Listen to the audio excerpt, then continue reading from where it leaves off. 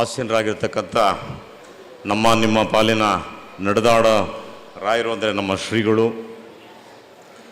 ಇವತ್ತು ಶ್ರೀಗಳು ನಿಮ್ಮ ಮಂತ್ರಾಲಯವನ್ನು ನೋಡಿದ್ರೆ ಒಂದು ಭೂಲೋಕದ ಸ್ವರ್ಗವೇ ಧರೆಗಿಳಿದಂತೆ ಪಾಪ ಅವರ ಒಂದು ಅದ್ಭುತ ಒಂದು ಕಾರ್ಯ ಮತ್ತು ಜನಸ್ತೋಮ ಅದನ್ನೆಲ್ಲ ನೋಡಿದಾಗ ನಾವು ಅದೇ ಮಾತಾಡ್ತಾ ಇದ್ವಿ. ನಾವು ಋಷಭ್ ಶೆಟ್ಟಿಗಳು ಯಾವುದೇ ಒಂದು ಕಾರ್ಯ ಆಗಬೇಕು ಅಂದರೆ ಹಿಂದೆ ಪ್ರಿಸ್ಕ್ರಿಪ್ಟೆಡ್ ಆಗಿರುತ್ತೆ, ಹಿಂದಿನ ಜನ್ಮದಲ್ಲಿ ಬರವಣಿಗೆ ಆಗಿಬಿಟ್ಟಿರುತ್ತೆ.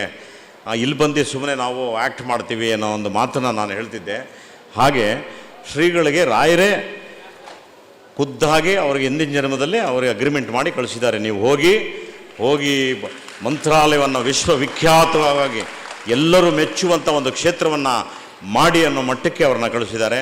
ನಾನು ಎಲ್ಲ ನನ್ನ ತಂದೆ ತಾಯಿಗಳು ರಾಯರ ಸದ್ಭಕ್ತರಲ್ಲಿ ನಾನು ಪ್ರಾರ್ಥನೆ ಮಾಡೋದಿಷ್ಟೇ, ಈ ಒಂದು ಪೀಠ ಎಂಥ ಶ್ರೇಷ್ಠವಾದ ಪೀಠ ಅಂದರೆ ಸಾಕ್ಷಾತ್ ರಾಯರು ಅಲ್ಲಿ ಕೂತು ತಾವು ಏನೇನು ಭಗವಂತನ ಒಂದು ವಿಗ್ರಹಗಳನ್ನಾಗ್ಬೋದು ಇತ್ಯಾದಿ ಏನೇನು ಪೂಜೆ ಮಾಡ್ತಾಯಿದ್ರು ಅದು ಮಾಡುವಂಥ ಯೋಗ ಇರೋದು ಆ ಒಂದು ಜಾಗದಲ್ಲಿ ಕೂತವ್ರಿಗೆ ಮಾತ್ರ.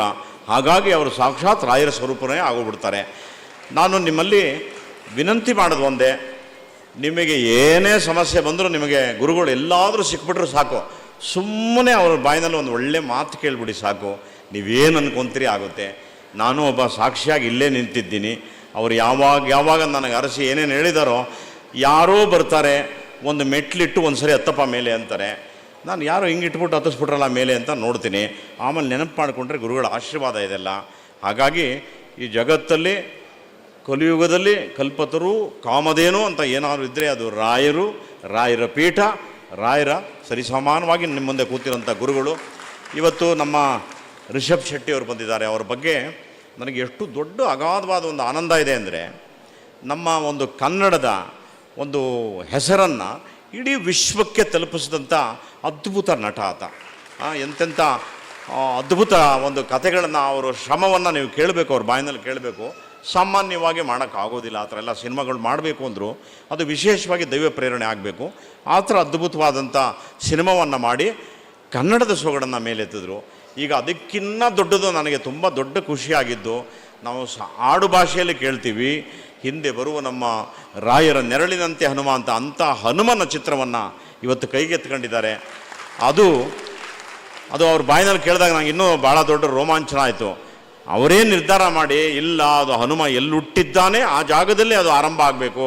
ಯಾಕೆ ಅಂದರೆ ನಮ್ಮ ಹನುಮ ಕನ್ನಡಿಗ ಅನ್ನೋ ಒಂದು ಮಾತನ್ನು ಹೇಳಿದ್ರು. ಅದು ನಮಗೆ ಭಾಳ ದೊಡ್ಡ ಹೆಮ್ಮೆ ತಂದಂಥ ವಿಷಯ. ಅವರು ಕೂಡ ಈ ವೇದಿಕೆ ಮೇಲಿದ್ದಾರೆ. ಹೆಚ್ಚಿಗೆ ನಾವು ಸಮಯ ತಗೋಬಾರ್ದು.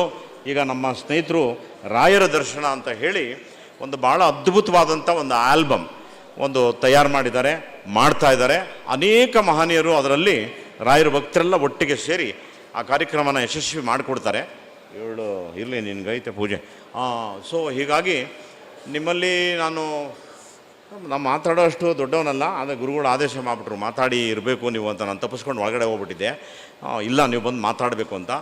ನಾನು ಗುರುಗಳ ಮುಂದೆ ರಾಯರ ಮುಂದೆ ನಾನು ಕೇಳ್ಕೊಳ್ಳೋದು ಒಂದೇ, ಎಲ್ಲೆಲ್ಲಿ ವಿಶ್ವದಲ್ಲಿ ರಾಯರ ಭಕ್ತರಿದ್ದಾರೆ ಅವರಿಗೆ ಯಾವ ಕಷ್ಟಗಳು ಬರದೆ ಮನಸ್ಸಿನ ಎಲ್ಲ ಇಚ್ಛೆಗಳು ನೆರವೇರಿ ಅವರಿಗೆ ಆನಂದ ಸಿಕ್ಕಿ, ಮದುವೆ ಆಗದೆ ಇದ್ದವ್ರಿಗೆ ಮದುವೆ ಆಗಲಿ, ಮಕ್ಕಳಾಗದೇ ಇದ್ದವ್ರಿಗೆ ಮಕ್ಕಳಾಗಲಿ, ನಿಮಗೇನಾದರೂ ಬೇಕು ಅಂದರೆ ರಾಯರೇ ತಂದು ನಿಮ್ಮ ಮನೆಗೆ ಬಾಗಿಲು ಕೊಡುವಂಥ ಸೌಭಾಗ್ಯ ಈ ಕ್ಷೇತ್ರದಿಂದ ನಿಮಗೆ ಪ್ರಾಪ್ತಿಯಾಗಲಿ ಅಂತ ಹೇಳಿ ನನ್ನ 2 ಮಾತುಗಳನ್ನ ಮುಗಿಸ್ತೀನಿ. ನಮಸ್ಕಾರ, ಧನ್ಯವಾದ.